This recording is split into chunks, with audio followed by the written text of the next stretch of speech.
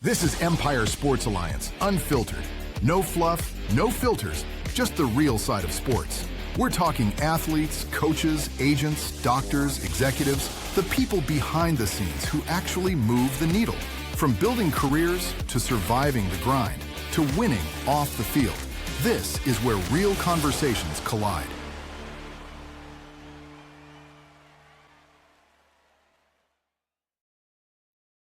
All right, welcome to another episode of Empire Sports Alliance Unfiltered. I'm Ronnie, I'm the wealth guy. Got my co-host Eric. Hey, everyone. And today we got Kendall Williamson, safety for the Los Angeles Charger, previously with, Stanford University, right? So, Kendall, welcome to the show. I'm happy to be here. I appreciate y'all having me. Absolutely. Great stuff. We normally kind of start out, with different guests. We actually had, a friend or a teammate of yours a couple of weeks ago, Batu Pri, on the show. So we kind of normally are interested, and I think the audience is as well, in terms of like your journey, in terms of when did you get started with football? When did it kind of click? Well, hey, I'm really good at this. I'm going to go and, play in school, and then maybe there's a way to go to professionals. Maybe you can kind of start us off there. Yeah. When I got started at football was, I believe, 8 years old. I honestly probably wasn't going to play football at first, but I had an older brother who was like elite. Everybody in the county really knew about him. He was a baller. So I was like, maybe I should try. So started off 8 years old, quit the next year. I didn't want to get hit. I didn't want to deal with any of it. I didn't like the Oklahomas and everything like that, but, my dad had me, come back in the year after that. And I just, I enjoyed the game. I never really was like, this is my thing. Especially like when I was younger, I really liked basketball. But I didn't get the genes to be 6'6", so, I just kept playing football. And, I also didn't play my freshman year either. I was really just honestly focused on my academics. So I wanted to make sure in my transition into high school, like that I was locking down on everything I needed to do as far as school wise, and eventually started back up my sophomore year. At that point I was a tight end on junior varsity, just catching passes, catching touchdowns, enjoying it. And my dad actually had me training to be a defensive back. The off season before that and after that season, even though I wasn't playing the position, he eventually was kind of like, you're, about 6 foot, 6'1", you'll have a better chance trying to play collegiately if you switch to defensive back than if you stay a receiver. And, I was kind of a little butthurt about it at first. Cause I was like, I want to catch touchdowns. I want to do this. But luckily I took his advice. And the next year, my junior year, started on varsity. Offers started rolling in. I think I ended up with like 30 or 40 offers, from colleges, and then ended up picking Stanford. I felt like for me, it was the best opportunity to get both a great football experience and and a good academic experience as well. And yeah, so I started probably like the last 3 or 4 games of my freshman year, started, my sophomore, junior, senior year. And at that point in time, I didn't really think I was going to be able to make it to the NFL. My defensive back coach had told me straight up, like you don't have, the film right now, like NFL coaches and scouts aren't coming to ask about you when they come to campus. And I was like, okay, well, I have 1 year left of eligibility, because of COVID. So I was like, I want to see if I can make it, if I can really, take a jab at this NFL thing. So at that point it was. Kendall, so let me ask you there. So in terms of, you basically, the feedback you got from a coaching perspective is like, hey, again, right now you don't have to film, in terms of, going to the next level, but you felt like from a playing perspective, like you kind of had it together that you could make that jump. You could play in the pros. So, Yeah. What was that belief? How did that, was it, I mean, honestly, for me, I feel like he instilled the belief in me. Like he just told me where I was right there. And I feel like, and shout out if he ever sees his, coach Dwayne Akina. He's a absolute defensive back coach legend. But like, I feel like he was the one who really instilled the belief in me that I could, if I just took it a notch up, that easily, like not easily, but I would have the opportunity to play at the next level. He was just saying where you're at right now, you take that next step and you'll have that opportunity. So, and then also I had a conversation with, I still remember it, with one of my friends who's playing in the league right now. His name is Caillou Kelly. I was talking to him because I knew he was going to get drafted. And I was like, he was also a defensive back. And I was like, bro, like, what do you think I'm missing? And he told me straight up. And that was probably one of the realest conversations I had that really changed my perspective on what I had to do to get to the next level. And what was it? And well, so for me, it was really like, I feel like because also like my academic background was I was a mechanical engineering major. So I'm very analytical, very 1-0s. I need things to add up in my mind. So I process things a lot, think a lot. But that doesn't really work on the football field. You can't operate like that and be successful. You need to be playing free and you need to be playing without thought. So he felt like that from, watching me and playing with me, that sometimes it was just going a little bit, I was thinking a little bit too much. So what I kind of took that was I need to prepare better. I need to watch more film. I need to study our playbook better. I need to study the opponent better so that when I'm going to play, I don't have to think at all. Because at that point in time, I feel like because I was trying to do so much with school, that I was kind of putting football on the back burner, even though it was very important to me. I was like, I had a 3.8 GPA. So like, and an engineering degree, like that's pretty difficult to do in season with football. So when I went on to my 5th year, I was like, okay, well, this is the change I'm going to make. I'm going to finish all of my homework in 1 day, 1 or 2 days. And then after that, every lunch break, all I did was study film. After practice, I came back and watched film on the opponent. So like, I just felt like that became a big part of my routine. And that's kind of what got me to not think as much. I just was playing the game a lot more free. So yeah, that was kind of the change that made it. Definitely took some belief, but I feel like it was just the intention and the work, that kind of led to the change for me. So I have a question for you. You're probably the first athlete to kind of bring it up. I know other athletes do it, but what's your thought rate now? Because when you go to college, it's a student athlete. That's what it used to be called. So student first, athlete second. Now with all the NIL and guys getting deals and doing everything they're doing, do you think the kids now are hurting themselves and not getting that degree? And because let's be honest, only 1% are going in the NFL. And a lot, once you get there, you're playing 3 years to begin with. What are you going to fall back on? You got a smart head on your shoulders, I could tell, but what do you think about the kids nowadays? I definitely do think it makes it more difficult because I don't feel like the education piece is going to be a priority. It's going to be, where can I, go make the most money potentially or have the most earning potential. So I think it can definitely be a hindrance for sure. And it's tough. It's tough to navigate because also everybody's situation is different. Like some people may have to, provide for their family at a very young age. So they're like, I need to go somewhere where I can earn this right now. I'm not worried about the education as much.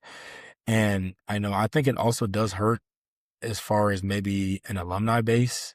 Like I'm lucky that I honestly went to my school and stayed at my school, because I can say that I went to Stanford for all 5 years and got an education and degree there. And I can, still connect with alumni when it comes to things not concerning football or concerning football. Like a lot of people that I've met with or honestly networked with and connected with are past football players who were there their entire careers and now are doing other phenomenal things. So I think it also hurts in that aspect as well, as far as career opportunities potentially outside of football, just because you're not locked into one alumni base. You haven't built a home anywhere. So I definitely think it kind of puts those things on the back burner for sure. Yeah. So as an example, let's just say you sign up with Stanford and for some reason, like you have, like, let's just make an example with Andrew Luck, right? Back in, obviously he played back in the day, but Stanford being a great school, obviously great reputation, et cetera. But you have a guy like that where maybe it's like, wasn't really recruited heavily, during the time that he started in college, but let's all of a sudden say they have a superb first year, freshman year, second year, et cetera. And now other Mhm. schools are coming, are calling, like with the transfer portal the way we have today. What would be Mhm. your recommendation, again, being at a school in terms of like understanding how big the educational piece is as well, for somebody that all of a sudden gets a lot of money thrown at them and say, hey, what do you say to somebody like that? Hey, Mm. you're better off, you know what I mean? That's really tough. That's really tough because I feel like it's very circumstantial as Yeah. well. Like if you're at a school and you feel like you have a better opportunity, let's say maybe football is your sole priority, and you're like, okay, well, maybe I'm already maybe I'm already second day guy, but I feel like this other institution can make me a first day guy. Then by all means, like if that's what you're chasing, then go ahead and chase that. But if you're already kind of understanding, well, I don't really know about the league. I don't know if it's for me, and maybe I am trying to pursue other things, and maybe it would be better to just stay there. You've already, made connections with the coaches. You've already been in that system. And I feel like that's one thing that also hurts players is you're not in one system for a very long time when you're constantly on rotation. Yeah. Like, especially like in college, one thing that helped me to grow, especially in my fifth year, is because I literally had built up the trust of my coach to be able to go out there and make mistakes. And then also just by me taking chances, making more plays. So I built up the rapport with him, and then I also just knew the system really well, So I was going out there, and we were all on one accord, like all of the like the so the everybody that we were playing with, we were in the same defensive backfield, or at least practice together or play together for 2 years, my fifth year. So like when you actually have chemistry like that, and you guys have all been playing together, I feel like it makes a difference. But yeah, I think it's very circumstantial. Like what does that individual want? Like for me, it probably would have been to stay because I don't think the short-term money is necessarily Yeah. worth losing education like Stanford. But that was also a decision like I had to make at 17 that I could have had, offers to go to a different place. But I thought that Stanford had more, like getting that degree had more longevity than anything that could have, existed football wise. And at that point, I didn't know I was going to go to the NFL. I mean, most people have the desire, but yeah, like we said, it's like 1%, you know what I'm saying? So it's not necessarily, the odds aren't in your favor. Not, doesn't mean you can't make it come true, but yeah. Hmm. So, how was it leaving Stanford, going through the draft and that whole process? And look, as a guy who's more black and white in a sense, the way Mm. you look at things with the draft, not knowing what team and who's going to pick you up, the anxiety, and how are you mentally preparing and Yeah. getting through it? Yeah. I mean, for me, like, I'll just be real. Like, it was nerve wracking. I was like working every day, like my life is on the line. But I think it made me like better. It made me prepare better. It made me even more on point because I was like, have the, I was like, in my head, I was like, I don't have the option to fail. Like, I don't have the option to not succeed. So I was like, I need to put in whatever work I need to put in order to achieve that. And it was definitely difficult mentally. Um, Cause it felt like, especially because I thought I was either a third day to undrafted guy. I was like, now every single thing that I do, like any negative that I do could automatically turn a team off turn a team Or off for me. even during the So process, I mean, we were picked in the seventh round, right? 258th overall, is that right? yeah, yeah, yeah. I mean, like, but before like in the pre-draft process, you have, because I didn't get invited Yeah, to the combine, but I had my pro day. yeah. I had different meetings with scouts and coaches and everything like that too. So like every one of those was mattered because I was like, I don't know which team could be the one to take a chance on me.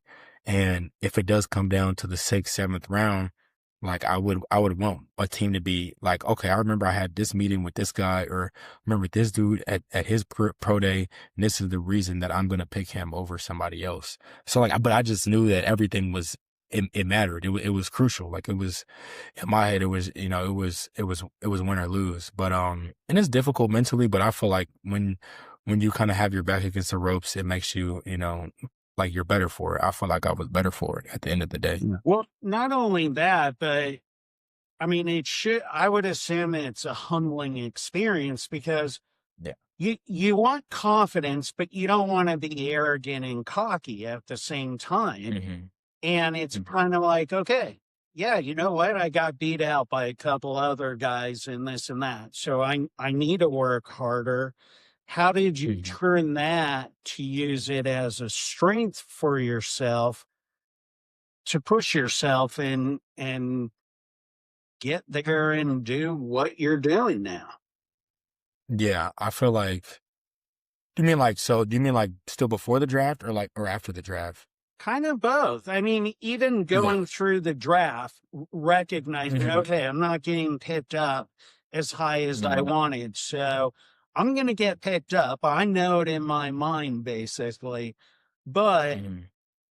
how'd you use that to fuel you to, with all the competition you were going up against afterwards, also? Yeah, so I remember actually during the draft, like I had wrote down in my notes every single safety that had got drafted before me.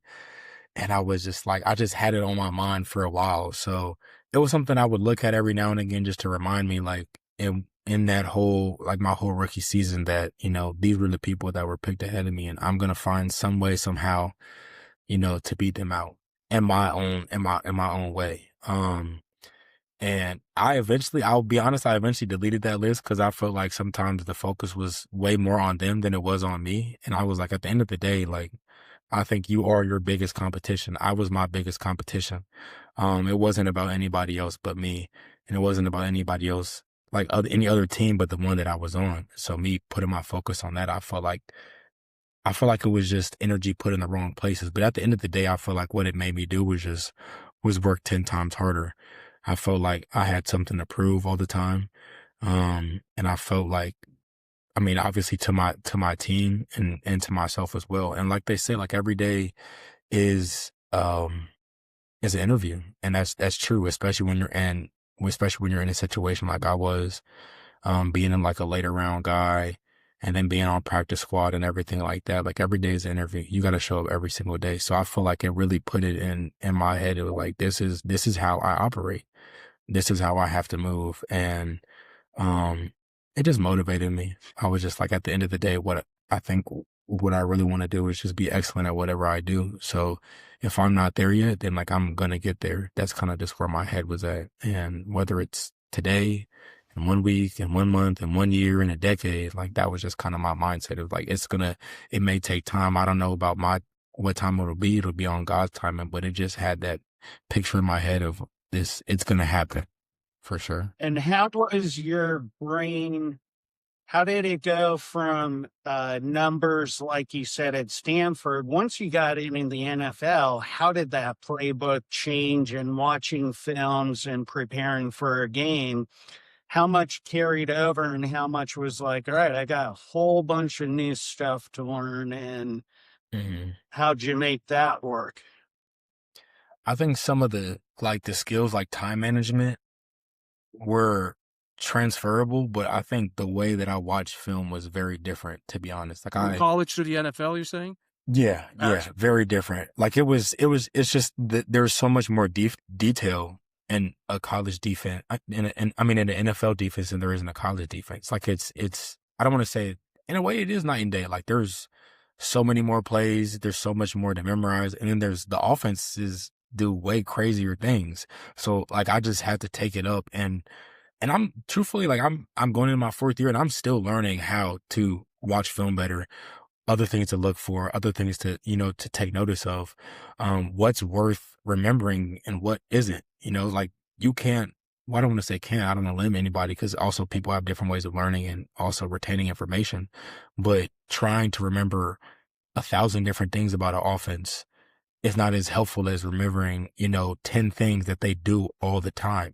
so like having a more specific view allows you, I feel like, also to play better as well, rather than trying to have a broad view and trying to know everything. So there's just things that I've been learning, preparation wise that have, put me, I feel like, in a better position. And then I think it's just the reps, the physical and the mental reps. Like something I like to do in the off season is like watch film. Like if I have free time or things like that. Like I was watching film earlier today and it's just film either on our defense or other defenses that are similar in the league and just seeing how other guys play. How is this offense trying to attack this defense in this situation? Like, it just becomes a lot more detailed at this level than it does collegiately. Even though the skills and the application transfer, like the actual meat and potatoes of what you're studying is different. Are you actively working with the coaching staff already? Again, we're in April, right? So in terms of, like, obviously some of these defenses have added people, have lost some people. If you think just about the division, right, in terms of the Broncos, the Chiefs, the Raiders and all that stuff, do you get updates from, like, coaches that said, say, hey, look, now they're going to have this type of player, their defense might switch a little bit. What type of film are you watching? Just from previous season? You watching individual players, or how does that work? So I like to do both, really. Like, usually it's from last season, and it would be either other players I like to watch in the league, other defenses that I feel like are similar, or our defense. And then as far as, other, um, like what I would see maybe from, like, hear from a coach as far as like what to watch and changes. The thing is, like, rosters are so fluid. So even if somebody did get on a roster today, like, that's not even a guarantee that they'll be there in, week 13 of the 2026 season. So it's kind of hard to be like, yeah, like, this player is going to change this offense in this way, because it's not necessarily true until, like, it's like, I think the NFL is truly a week by week thing, because you could have one injury that changes the offense's entire game plan. So it's like, if you think they're about to be one way at this point in the season, they could be completely, like, you can play a team twice and they'll have two totally different ways that they're going to try and attack you based on who's on the field. Like, maybe their starting running back is down, maybe their starting receiver is down, maybe they got their quarterback back this game and they didn't have him last game, or maybe they have they're having some injuries on the O-line, maybe they got to use the running back and the tight end more in protection, and they won't have as many 5-out concepts. Maybe they'll only have 4 out or 3 out just to keep the quarterback, safe back there. So there's a lot of different ways that it can be affected. That's like, right now, for me, it's just like seeing offenses and then seeing how they attack similar defenses or our defense, or watching guys that I like to watch, just based off of how they play. And especially when they're in a similar system, because it's a lot more applicable to watch somebody in a similar system versus somebody, like, we run a lot of split safety. So, like, a team that primarily runs man coverage isn't going to be ideal for me to watch in the off season, because that's not just what we run. So yeah. Okay, so we've talked about the mental side and, everything you do on that side of things.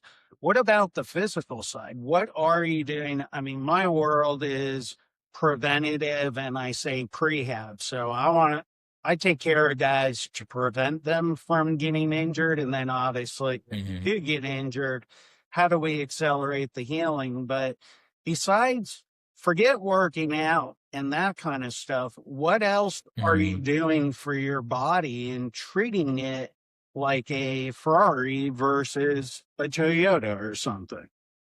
Yeah. Definitely a lot of things. I'd say one definitely starts with nutrition, putting the right stuff in your body. And everybody is different. I'm not gonna lie, because I know some guys who will eat Popeyes 6 out of 7 days of the week and then go out on Sunday and go crazy. So, like, it's what works for you. I'm not gonna encourage that, but people get away with it. I don't personally do it. More so, not necessarily. No, I've seen everybody.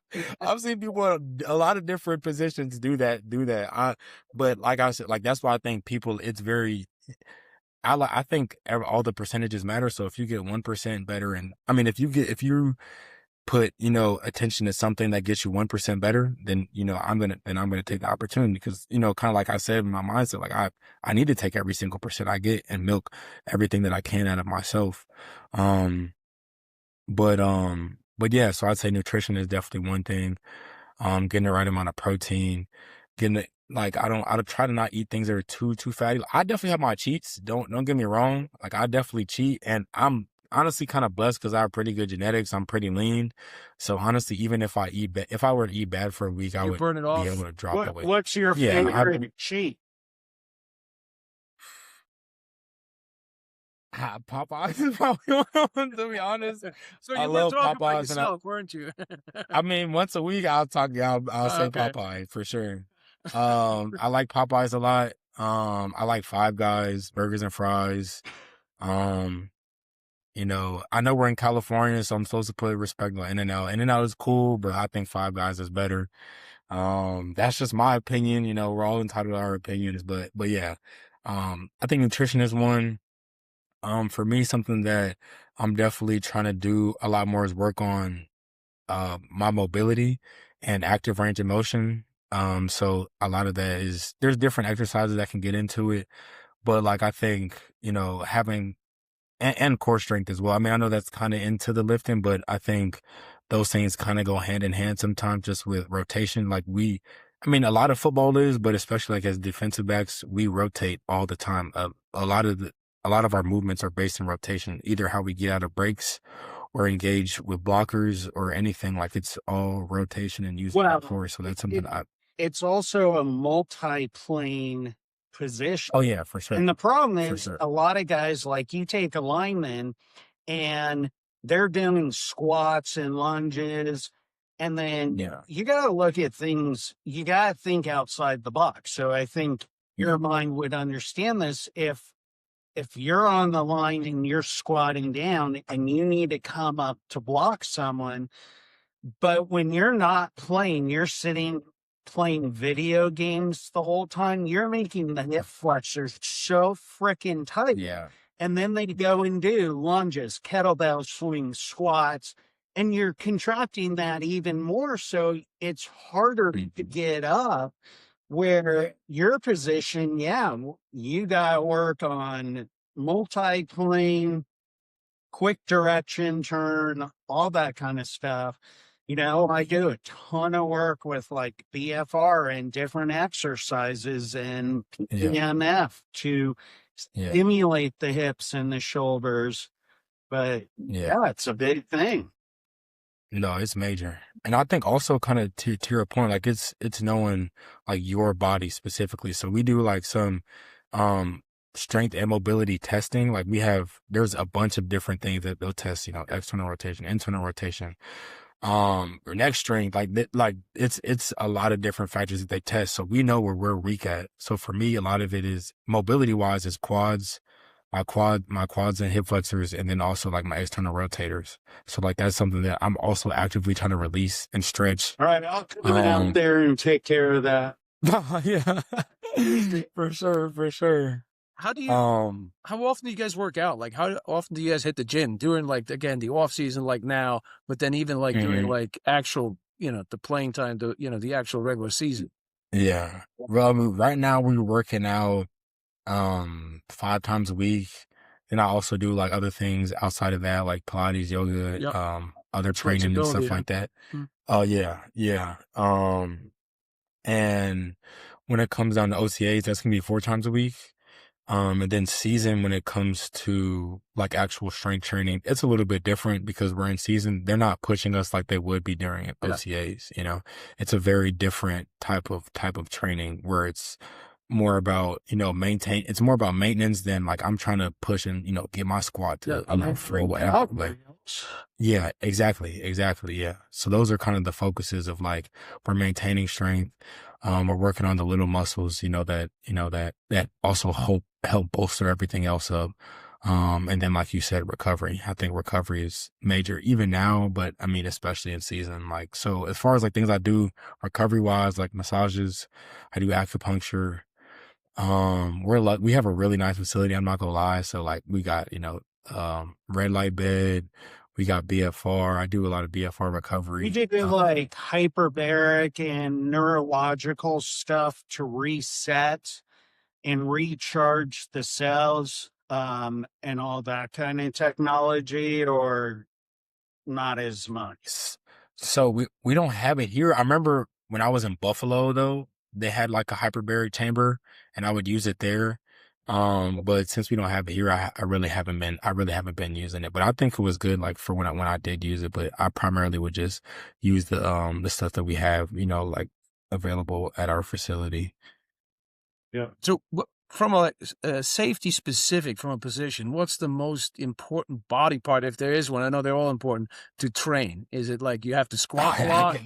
There's too many. There's too many. Like I would say, well, maybe I'll just say your brain, to be honest. Like I Yeah. think the guys that I played around, I mean, you could say that on about almost any position. I mean, I think the best players that I've played around have either been the smartest or they've thought the least. And I don't mean that in a bad way. I mean that in like they just see everything like and move with kind of the play and just end up in spots just because they're just so intelligent or they're so instinctual or they studied so well. So I think honestly, like your brain, if I'm gonna say that the one most important thing, it would be that, to be honest. Who are some of your mentors, or were guys holding your hand and teaching you and giving you the ins and outs once you got to the NFL?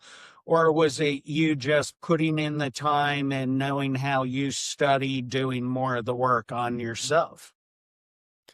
I think it was a combination of both. I definitely had to make the effort to like I wanted mentors because I realized like at least where I was at, and I feel like even if you come in and you're the first round and the first pick, if you have no mentorship, like Yeah. you're gonna be limited. Like you need somebody who's better than you to tell you how to be better at the end of the day, who's done it and played on the football field.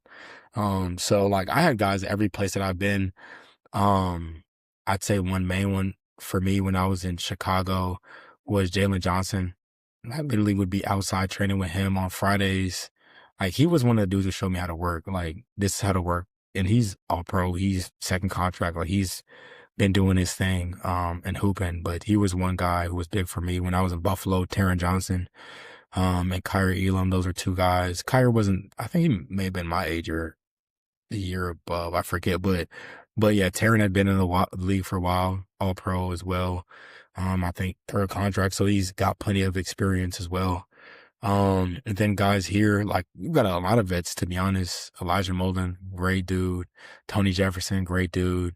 Derwin James, great dude. Alohi Gilman was one of the guys before he got traded to Baltimore, and now he's with the Chiefs. But he was one of the guys who I was talking to a lot because I feel like he kind of opened my mind to how he played and how he saw the game, which I feel like was still different. You know, I'm still like a very analytical person, but he plays completely free. Like I don't even know if he's thinking at all. Like, but I just always loved how he played and watching him. So like, I would always pick his brain about things, and kind of how he was seeing it. Cause even though like it didn't look like he was thinking or hesitating at all, like you go and you talk to him about what he saw in the play, like he'll diagnose it.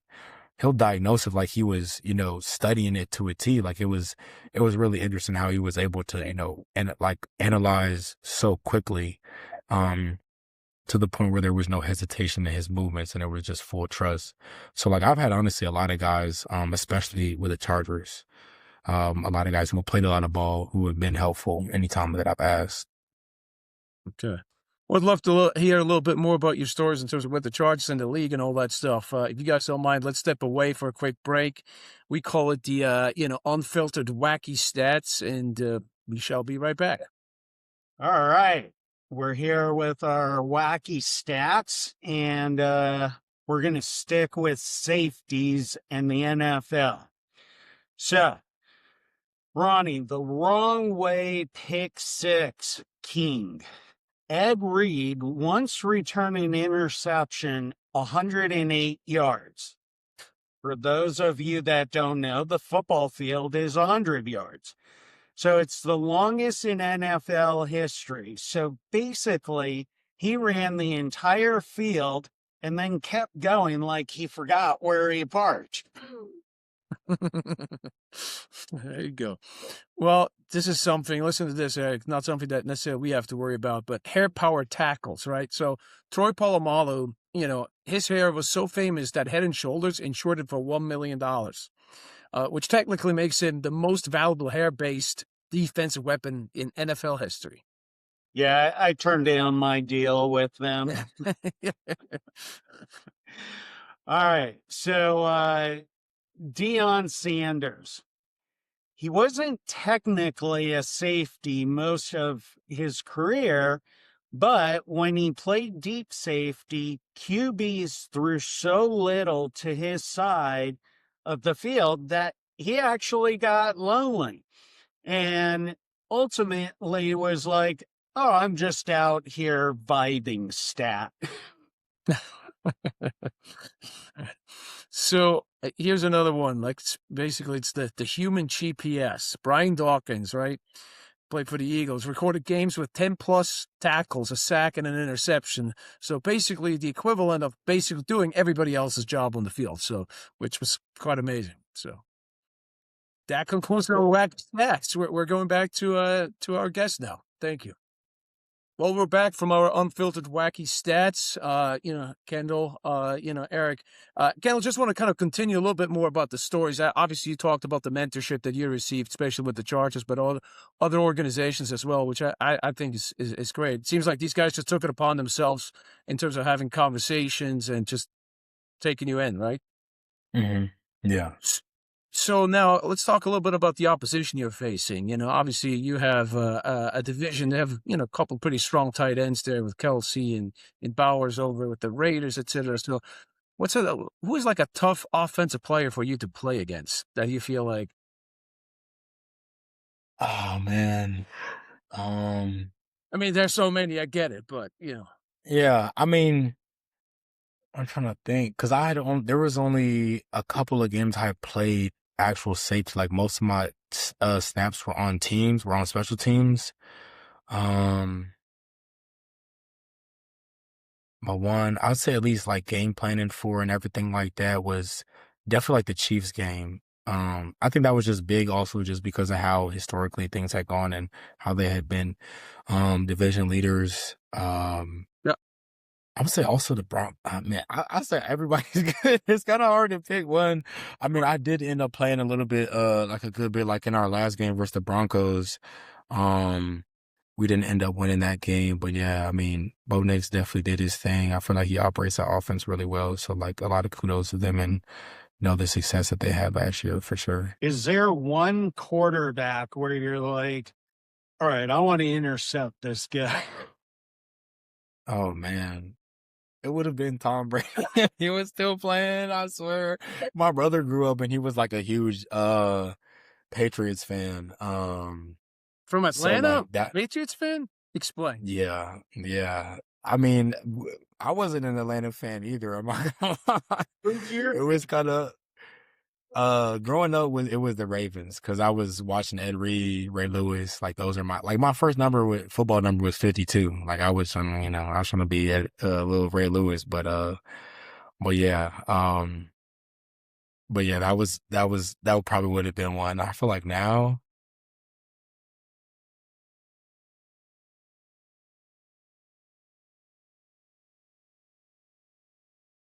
I'd say anybody in the division, really. I feel like the divisional games hit so much harder. So especially when you win. So I'd say anybody in the division would be great. Your teammate Bud Dupree, he said his first sack in his career was against Tom Brady. So really, yeah, he mentioned that. But what about running backs? I mean, they're coming downhill, right? I'm a Jets fan, so if you look at Breece Hall, for instance, you got a guy like that coming at you, what's your, how do you position yourself? How are you going after that? Yeah. I mean, that also depends on the situation. Sure. Like, I guess, like, how are you meeting them? Are you open field? And they've got plenty of space. I feel like that also depends on the back. I feel like with the back that's thicker and doesn't have as many, doesn't have as good a lateral quickness, then it's best to get them, as quickly as possible. For somebody who's quicker, who's shiftier, I think it's best to slow play it a little bit better. To slow play it a little bit better. I mean, slow play it a little bit more so that, they can try and make their move and then you can kind of react off of them. You never really want to fall for the first move because they're going to jab you or jab or something like that.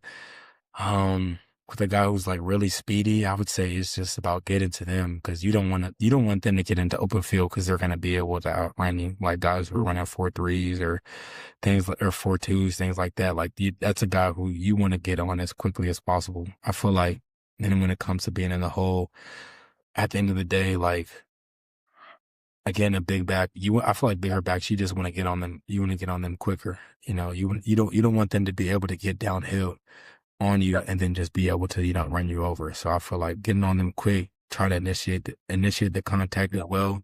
Because if they initiate it, they're winning it. Like if they're all the way down, and they're 230 and you're 180, 190, 205, like it's gonna be difficult. But yeah, I mean, I feel like obviously, getting at the legs, wrapping up, taking good angles. I think that's one thing that I've learned about a lot this past season is angles is almost everything. It's almost everything. So Like, you're 'cause if coming you, back, sorry, but you're coming back again with preparation in terms of like yeah, I guess your engineering background really helps you from an analytical perspective. Yes, you want to play free, but in yeah, terms of like preparation, having watched film, understanding how every individual player kind of approaches it, I think. yeah. So would you just say like practice is super important in terms of being prepared because then when game time is around, it's just kind of like it makes it that much easier? Yeah, yeah, 1000%, 1000%. I mean, like that was if I'm gonna still be on that whole like topic of tackling, like that was something that we talked about every day. Yeah. They would literally put up, the good angles and the bad angles that we're taking in practice every single day. So you're aware before you go on the field, like you don't want to end up on that bad angle tape. You want to end up on the good angle tape. So like, so yeah, like I think that was something that I realized was a lot more critical because if you have a good angle on somebody, then that puts honestly the offensive player in a bad position where they're only limited to do one thing. It's really bad when they have four different options where they can run you over, juke you left, juke you right, spin on you, jump over you. But like when you limit their options by getting to them fast and getting on their hip, um, and also pushing them to wherever the help is. Maybe your help is the sideline. Maybe your help is the rest of the defense. So you also got to know where you are in the defense. If you're a force player outside, you don't want them to get outside because that's where all the space is. And even if you do miss a tackle, you have, 10 other defensive players running at the same person trying to get them down. So I think, yeah, it does definitely starts in practice though. Like that's something that we repped all the time, that we discussed all the time. Um, or reviewed in film all the time is, angles, angles, angles. And that definitely helped. I feel like me improve, putting myself in the right position to make the tackle. What about you do special teams also, right? Mm-hmm. Yeah. How do you like the new kickoff rule? Do you, do you like start the way it is and the distance and waiting for them to catch the ball, or how much did that change the game also? Yeah. I'm not gonna lie. I love it. Like, I think it's, it's especially like, I'll say, especially in preseason, it makes a difference because they didn't have the kickoff rule my first year. And in preseason, I would be playing I'd be playing defense, punt return, kickoff return. So you could be on a drive where, let's say for some reason, you get taken on a 10-play drive, right? And then, okay, maybe they punt the ball, whatever.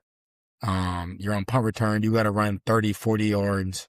Then offense goes on. Let's say somehow they have a 3 and out. Okay, now you're on the punt team. You're about to run 40, 50 yards. And then, let's say you go on another 10-play drive, they score kickoff. Now you're going another 60, 50, 60 yards. I'm not gonna lie, in preseason, that was a struggle. But I also like it just because at the end of the day, I know they made it a lot for safety.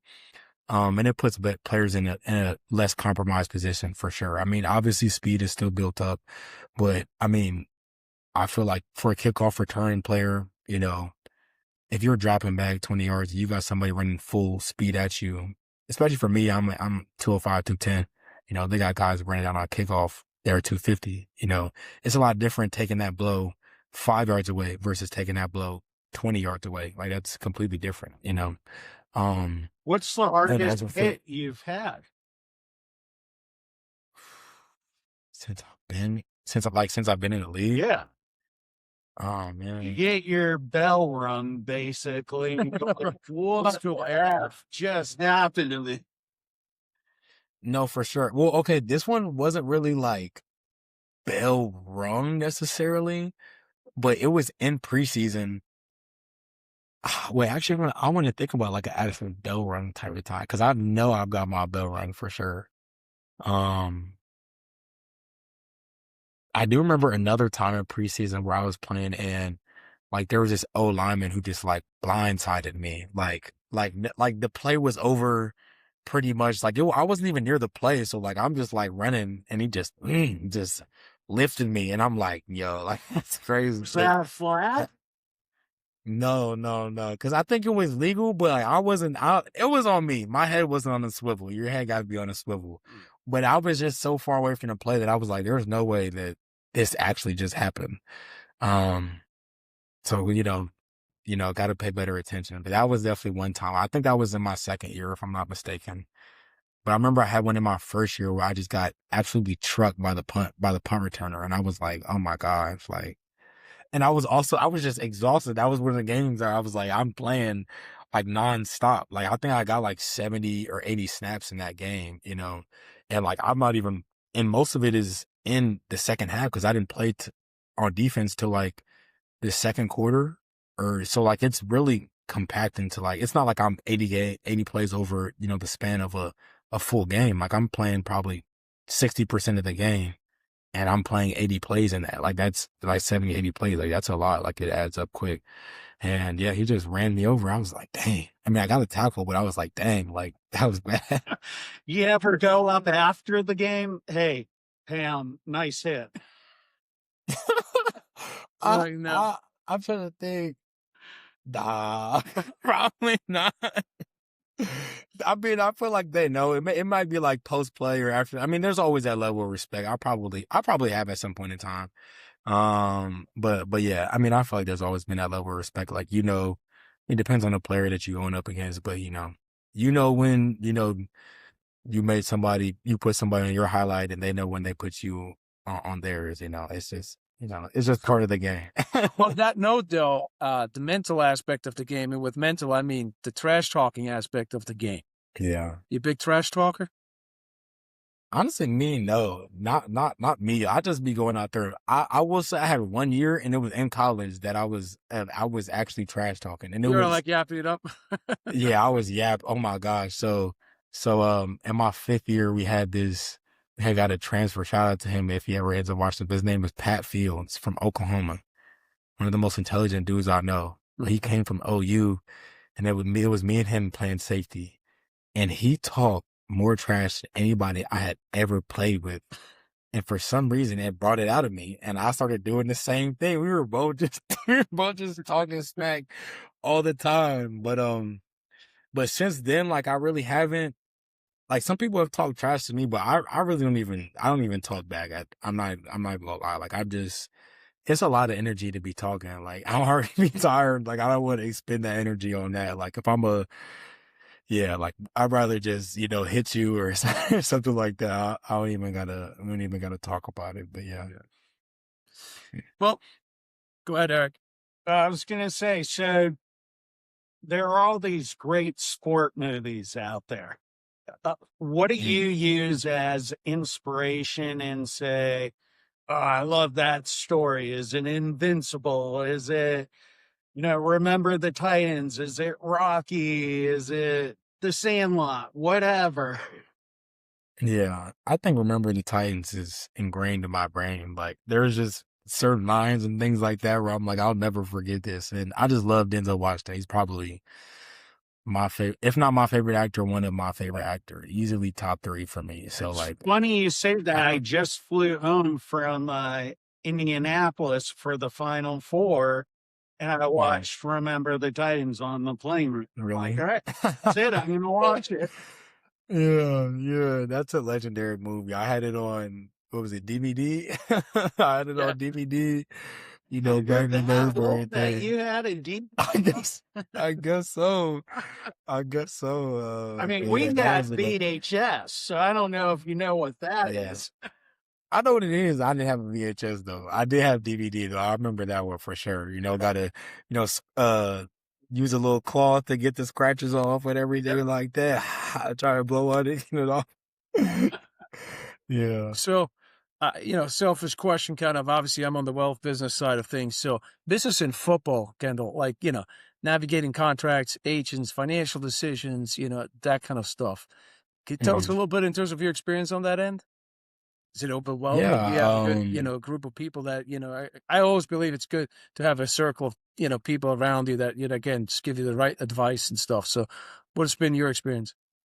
yeah, I feel like, I mean, as far as that group, it started with my agent. Yeah. Like my agent was somebody who I was trying to work with, because I had, I think 3 or 4 of my former teammates were with that same agency or with that same agent. And I was like, dang, like they all seem to have a really good experience with him.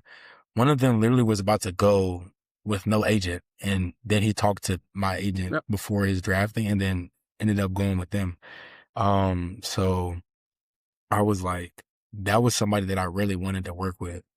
Um, and funny enough, he figured out about me because in my last year, my 5th year, his nephew went to University of Washington, UW, and we played them. And he was playing on their team too. So like, I think he had remembered me from there. And then that's kind of how we got connected because his nephew knew that went to Stanford and I had like, I got one of my better games for sure. But yeah, so yeah, it started with him. That was a great guy. And I think like having somebody who's a good mentor and everything, like who has experienced it and went through the football journey was super important. And for me, like that was a guy who actually became my trainer when I was training before the draft. And I've trained with him since then. His name is Chris Conti, Mm. played in the league 8 years. Oh yeah. He was with the Played for, Giants, yeah. wasn't he? He was I know he was mainly with the Bucks and with Oh, Chicago. So okay. we also both were at Chicago as well. But yeah, like he connected me with my financial advisor. Um, but I feel like honestly, almost everything is stemmed from like that relationship that we've had because he's told me a lot of things like these are do's and these are don'ts. Like don't and it was a lot of things, sometimes it's hard to hear or sometimes you don't want to hear it, but like he had experienced, having, bad relationships with people, bad investments, bad business deals. So like all those things, him sharing that information with me was very helpful. So yeah, he had connected me with my financial advisor who's been the same in the financial and investment type of space. Mhm. Like these are things you shouldn't be doing, you shouldn't be taking these deals or, Yep. try to, invest in this XYZ. Yeah. Like that's not for us. That's not our strategy and everything like that. And I think one of the, like I've been very lucky because I think a lot of people you know, have gotten taken advantage of. And Yeah. I'm lucky to have a lot of great people around me in my circle. And I also had not just Chris Conti, but like other guys, even when I was growing up in high school and in college who, gave me a lot of knowledge. One dude was Cord Parks. He was my trainer in high school and college, played in the league, played in the CFL. Another guy is Ray Buchanan, played for the Falcons and the Colts. I think he was Yep. in the league for 12 years. So like I had a lot of guys who'd been in the league who would told me do's and don'ts of being in this type of environment. Cause there's a lot of people who do have their hands on it, who do want, to invest in this or work with them on this or that. And like, and just always be like, it starts with the person. If you have any doubts about a person, don't go into business with them. It doesn't matter how good the deal is because, they're going to be more than willing to go behind your back and do something wrong. And if you just even have the intuition, that they would, and then also being able to vet people, I think is a good skill too. Like, talk to people who work with them. I think is also something important when you're trying to, get people in your circle, whether that's, money management, investment, business, football, whatever it is that you're interested in is like having people and knowing, kind of their background and other people who have had experience with them as well. Awesome. Nice. So what is life off the field for you? What are your hobbies? What do you do when you don't, get ready, want to play free? What do you do? Off the field, so I honestly have been to like a couple of like events, like just either seminars, networking things, learning things, honestly about a lot of business, entrepreneurship, Yep. investing. That's kind of where my mind is at. Like when I'm not, doing the football stuff, training, everything like that, watching film, because that's still priority number one. That's always gonna be my baby until I gotta hang up the cleats. But off of that, like I try and be productive with my time, so, also definitely like networking, meeting different people in different spaces as well. If in person, I can meet them if they're in LA. If not, like digitally, like, it's just also intrigued me how, people who are business owners, operators, founders, investors, of how kind of their path is very similar, honestly, to athletes a lot of the time. A lot of it is betting on yourself, believing in yourself.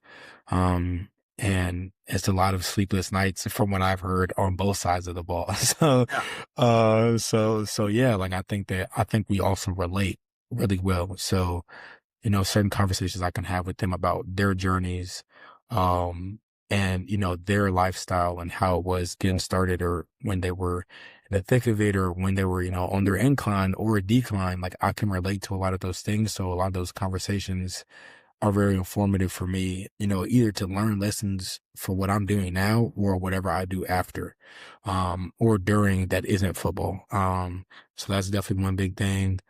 I like reading a lot. That's definitely something I've been trying to get more into now. Podcasts. I've been listening to a lot of like financial literacy, investment type podcasts recently. And then when I'm like not, education mode or things like that, like, I like the movies a lot.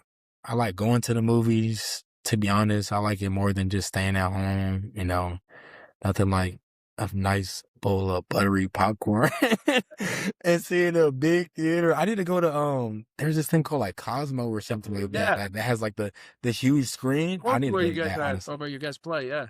Yeah, it's in Inglewood, yeah. So I'm a big movie guy. What else do I like to do? I like the beach a lot, honestly. That's what I try and do on the weekends. And like explore a little bit, because I like my first year, really like, so I guess the half a season that I was here at first, and then in the off season, and then this whole past season, like I didn't really explore because I was just so football, which isn't bad. Like I'm still heavily football, but like now I think I have a better hang of what I need to do. It's not as much figuring out. It's more like let me execute and apply the plan. And then outside of that, like I've opened up time to explore, the city a little bit more. Cause LA is very different from, where I grew up. There's a lot of different pockets of food places and, things to do and things like that. So that's something I like to do as well. For sure. Nice. Right on. I know, Yeah. Eric, you have a few more questions from our friend here, right? Yeah. So this is the part of the show. It's called the Walk-Off 10. Have fun with it. It's either true, false, or one-word answers, all right? Gotcha. So true or false? You secretly enjoy hitting wide receivers more than getting interceptions. False. All right. One word, hardest hitter you've faced.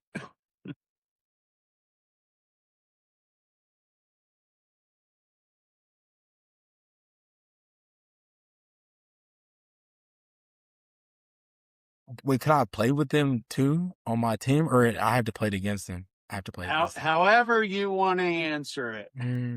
I say Shaquille Quarterman. I saw him level somebody and it was crazy. I was like, oh my gosh, he's the truth. Yeah.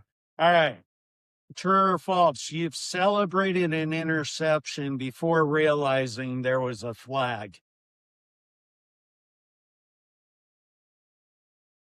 False. False. I don't think I have. You say false? Yeah, false. Okay. Scariest receiver to tackle. Nobody. True or false? You've ever pretended you didn't hear the coach after missing an assignment? True. True for sure. True for sure. All right. Favorite excuse after missing a tackle? None. You gotta just take your L. You gotta just take that L. Favorite stadium to play in? SoFi. Really? All right. Yeah, I love SoFi. I mean, it's a great stadium, so. Yeah. One word, who's the loudest teammate?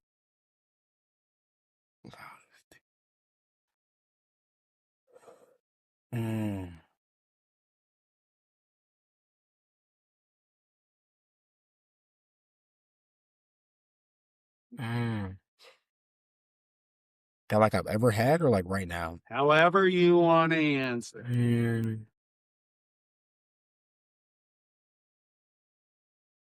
Ever, I might say John McGill in college at Stanford. Yeah, he was loud. He was chatting a lot. Great dude. What position did you play? He played nickel. He played nickel. Oh, yeah. That's probably why though, because we were always talking. But he go talking stuff though. Yeah. All right, true or false? You think safeties are the smartest players on defense? True. True. One word, pick six or big hit? Pick six. Yeah. Pick six. Yeah. All right, that's all of them. But hey, thank you so much for joining us. It's been a lot of fun. And definitely wish you the best of luck this season. Maybe one question there at the end. Then prediction for this season. Bowl in LA. All right. We coming home. Yep. There you go. Okay. Well, Kendall, it's great having you. Appreciate it very much. Thank you. Thank y'all for having me. Thank y'all.